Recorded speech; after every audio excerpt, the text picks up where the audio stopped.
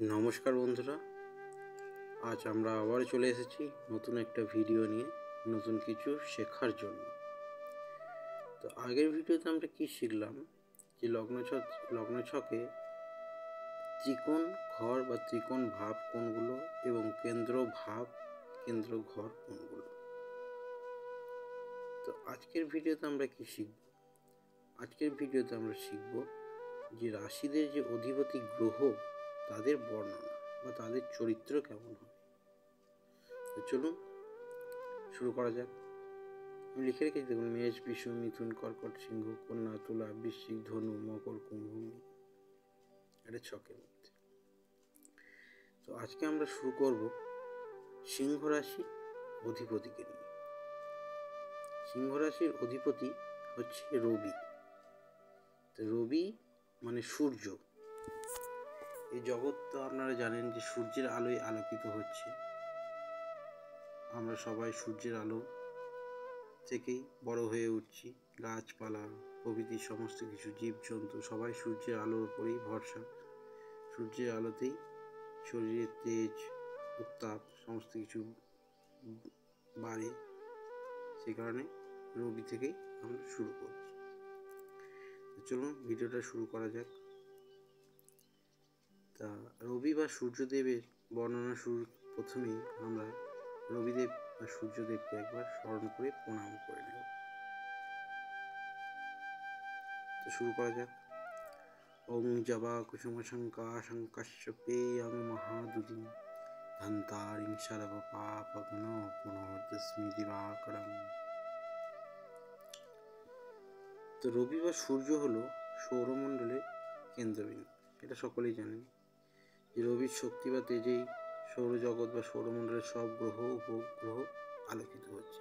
গ্রহ উপগ্রহের তো কোনো নিজস্ব আলো নেই, তারা সমস্ত কিছুই রবি বা সূর্যের আলোতেই আলোকিত।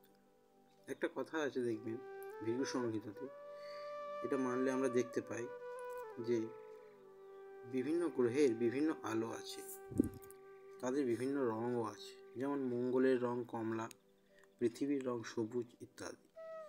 গ্রহ উপগ্রহদের আমরা আলোকিত দেখি ঠিকই, কিন্তু এগুলো তাদের নিজস্ব কোনো আলো নেই। আপনারা সবাই জানেন, সকলেই জানেন। কিন্তু এটা সূর্যের আলো গ্রহ উপগ্রহের ওপর পড়ে বলেই তারা আলোকিত হয়, এবং আমরা সেটা পৃথিবী থেকে তাদেরকে সেই গ্রহ উপগ্রহগুলোকে আলোকিত দেখি। এখন সূর্যের আলোর মতো গ্রহদের আলো বিভিন্ন প্রাণীদেরকে জীব দেহে বা প্রাণী দেহের পড়ে বলে তাদের ক্রিয়া তৈরি হয়, এবং তার ফলে সেই জীবদেহ এবং প্রাণী দেহ বা গাছপালাদের শরীর সুস্থ অবস্থায় থাকে। রবির স্বভাব সবসময় কি উচ্চ। রবি হচ্ছে তেজদাতা বা তেজময়। সে সবসময় যোগায় উদ্দীপনা ও তেজ। রবি সব গ্রহেরই কেন্দ্রবিন্দু বলে যার উপরে রবির কুপ্রভাব মানে খারাপ প্রভাব পড়ে তার জীবন কি হয়ে যায়, তেজহীন বা অন্ধকার। সেই জাতক বা জাতিকার যদি রবি নিচস্থ হয়, তাহলে দেখবেন তার জীবনের উন্নতির পথ অবরুদ্ধ হয়ে যায়। তার জীবনে আলো থাকে না, উন্নতি হয় না। সে সর্বদা বিষণ্ণ মানে মন মরা টাইপের হয়ে থাকে। তার জীবনের কোনো কিছুই লক্ষ্য থাকে না। অন্য গ্রহ যদি সেই লগ্নছকে শুভ থাকে, তো তার জীবনযাপনকে কোনো রকমে দিন কাটে, কিন্তু উচ্চ স্থানে যাবার তার কোনো আশা থাকে না। তার কারণ রবি বা সূর্য গ্রহ তার লগ্নছকে খারাপ। সেই জন্য সাধারণত দেখবেন প্রতি রাশিতে রবি 1 মাস করে অবস্থান করে। যেমন বৈশাখে মেষে, জ্যৈষ্ঠতে বৃষে, আষাঢ়ে মিথুনে, এইভাবেই চলে। আবার চৈত্রতে রবি চলে আসে মীনে। কিন্তু মাসগুলি দিনের সংখ্যা খানিক কম বেশি হয় বলে, যেমন কোনো মাসে 30 দিন, কোনো মাসে 31 দিন বা 32 দিন, আবার কোনো মাসে 28 দিন। শীতকালের মাসগুলিতে ছোট হয় এবং গ্রীষ্মকালে একটু বড় হয়। দেখবেন শীতকালে যেসব জাতক জাতিকার জন্ম শীতকালে বা পৌষ মাসে হয়, মাঘ মাসে হয়, তাদের জীবনে রবির প্রভাব কম পড়ে। তারা একটুকুতেই অসুস্থ হয়ে পড়ে। আবার যাদের বৈশাখ জ্যৈষ্ঠ মাসে জন্ম হয়, তাদের জীবনে রবির প্রভাব খুব বেশি হয়। তারা প্রচণ্ড পরিমাণে তেজি, তারা গরম সহ্য করতে পারে, শীতে তাদের কষ্ট হয় না, এরকম দেখা যায়। রবির প্রভাবে দেহে যেমন উত্তাপ বেশি হয়, তেমনি তাদের অনুভূতিও কম হয়। তখন মানসিক তেজ, বল এইসবে রবির প্রভাবেই হয়। একটা কথা মনে রাখবেন যে জন্মকুণ্ডলিতে রবির যা কাজ বা প্রভাব সঞ্চার করে তার চেয়ে প্রভাব কম হবে, কারণ রবি হলো মাত্র 1 মাস যে রাশিতে থাকে, তাই খুব বেশি শুভ বা অশুভ ফল দিতে পারে না। রবির পক্ষে শুভ রং হচ্ছে বা বর্ণ হচ্ছে উজ্জ্বল লাল বা জবা ফুলের মতো লাল। রবির শুভ রত্ন হচ্ছে মাণিক্য বা চুনি। প্রকৃতিতে এখন মাণিক্য দেখতেই পাওয়া যায় না, তাই চুনিকেই রবির শ্রেষ্ঠ রত্ন হিসেবে ধরা হয়। রবি যদি নিচস্থ হয় কোনো জাতক জাতিকার লগ্ন ছকে, তাহলে দেখবেন জাতকের জীবনে উন্নতি, সুনাম, অন্যের প্রতি প্রভাব বিস্তার, সৎকর্ম, সৎ চিন্তা, সদ্ভাব, উন্নতি এসবগুলো ব্যাহত হয়। এবং যদি আবার খুবই নিচস্থ হয় তাহলে সর্দি, কাশি, বুকের ব্যথা, মাথার রোগ প্রভৃতি নানা রকম রোগ হয়ে থাকে।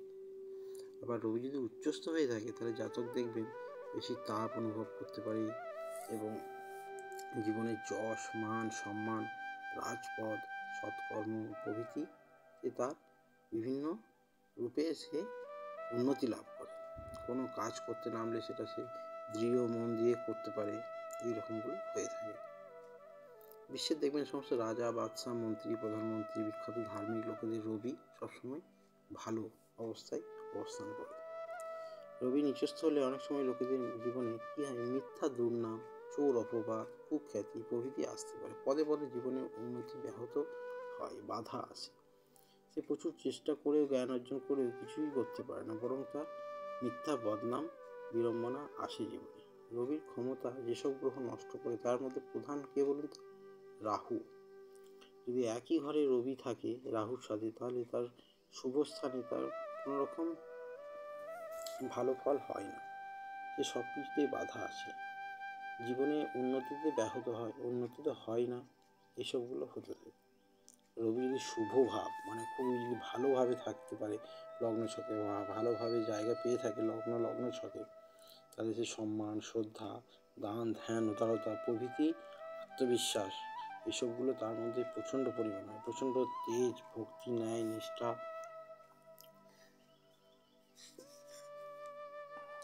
এসবগুলো দেখা যায়। ভালোবাসা, কোমলতা, আধ্যাত্মিকতা, চেতনা, যশ, খ্যাতি প্রভৃতি দেখা যায়। আবার যদি রবি অশুভভাবে থাকে তাহলে তার মনের মধ্যে দেখবেন সন্দেহ, কুটিলতা, হঠকারিতা, অর্থের অভাব, আদর্শহীনতা, কপটতা এসবগুলো দেখা দেয়। রবির জন্য কী কী ব্যাধি রোগ ব্যাধি হতে পারে সেগুলো হচ্ছে মাথা বা কপালের ব্যথা, চোখের ব্যথা, চোখের রক্তচাপ pressure, high pressure, পিত্তজ্বর, Baat, hydrocele, অশ্ব, হজম শক্তি কম এসবগুলো হয়। রবি গ্রহের ক্ষেত্রে প্রিয় ব্যবসা কী হতে পারে? কাঠ, পাথর, ইট ভাটা, বড় ঠিকাদারি, জমি ভূসম্পত্তি নিয়ে ব্যবসা, ওকালতি, উচ্চশিক্ষা এসবগুলো হতে পারে। আচ্ছা, সরকারি যদি চাকরির ক্ষেত্রে, তাহলে সরকারি চাকরি রবির ক্ষেত্রে হয় উচ্চপদস্থ চাকরি, সরকারি চাকরি, লোন কোম্পানির চাকরি, প্রতিষ্ঠানের ডিরেক্টর, উকিল, ডাক্তার এসবগুলো হতে পারে। আচ্ছা, রবির ক্ষেত্রে উচ্চ অবস্থায় রবির স্থান হচ্ছে নিজস্ব ঘর হচ্ছে রবির কী বলুন তো? সিংহ। আর রবি কোথায় উচ্চ হয়? মেষে। এবং কোথায় নিচস্থ হয়? তুলাতে। রবির প্রিয় মাস হচ্ছে বৈশাখ আর ভাদ্র। প্রিয় বার হচ্ছে রবিবার। প্রিয় সংখ্যা হচ্ছে 1 এবং 4। প্রিয় বর্ণ হচ্ছে স্বর্ণ বা তাম্র বর্ণ, তামার, সোনার রং এবং তামার রং। প্রিয় রত্ন চুনি। আর প্রিয় ধাতু হচ্ছে তামা এবং সোনা। প্রিয় মূল হচ্ছে বিল্ল মূল, বেল পাতা, বেল গাছের মূল। তো আপনাদেরকে তো রবির ব্যাপারে বললাম যে কি তার চরিত্র কেমন, তার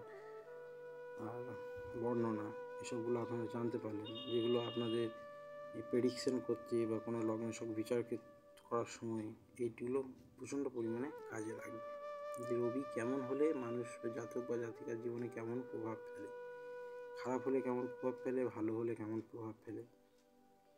তো আশা করি এই জিনিসটা বুঝতে পারলেন।